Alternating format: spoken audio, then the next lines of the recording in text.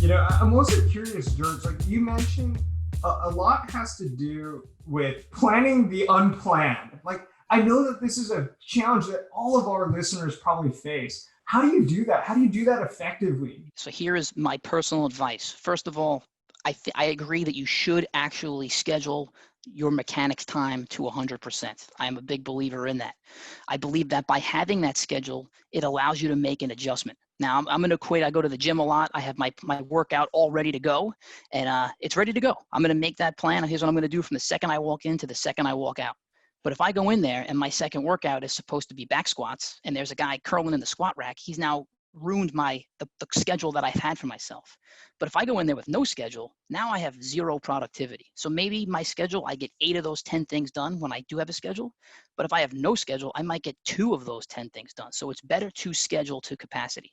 Having said that, the hardest part for me was convincing supervisors, like, you're not a bad person if you only get 60% schedule compliance, or you're not a bad person if you only get 80. We say, look, you got the best in the world. You probably have about 15% leeway.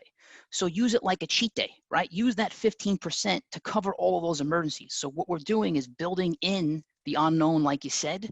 We're not building it into the schedule, but we're building it into the allowable results. And we let them choose. Hey, okay, based on the priority of the work, do you need to do this now? Or based on what your customer is saying, or can you push this off to next week? Again, plan for 100% capacity, but enable and allow leeway within reasonable limits for what the business can basically take in. Yep. And a really good practice is after the week is over, you go back and you look at all the stuff that you did that wasn't on the schedule and say, why did I do this? Was it really an emergency? Was it just someone with poor prioritization? Was this an emotional decision? And then now we're going back, we're going to start to talk about Six Sigma a little bit, but then you start making a Pareto analysis of, okay, what is the behavioral reasons why we're doing this? What are the 20% of the reasons causing 80% of the break-ins in our schedule?